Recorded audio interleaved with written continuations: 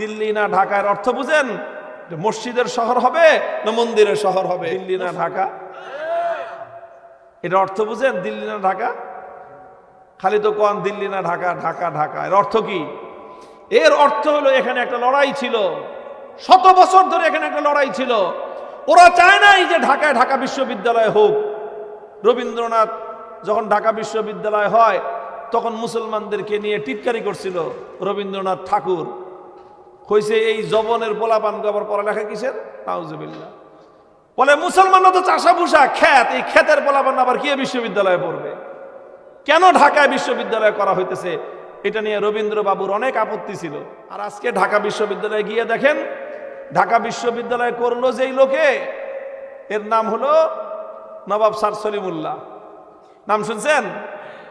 এই সলিমুল্লাহ সাহেব, নবাব সলিমুল্লাহ নিজের ব্যক্তিগত কয়েক শত একর জমি দিয়ে দিছে বিশ্ববিদ্যালয় করার জন্য। তারে নিয়ে আজকে ঢাকা বিশ্ববিদ্যালয়ে কোনো আয়োজন নাই।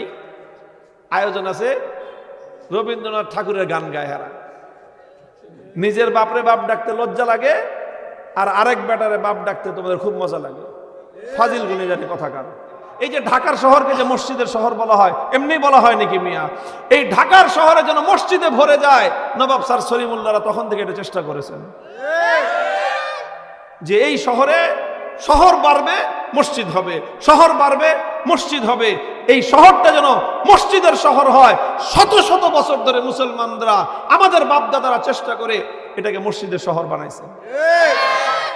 দিল্লি না ঢাকার অর্থ বুঝেন? মসজিদের শহর হবে না মন্দিরের শহর হবে? মসজিদের শহর, মসজিদের শহর, এই হলো দিল্লি না ঢাকার অর্থ।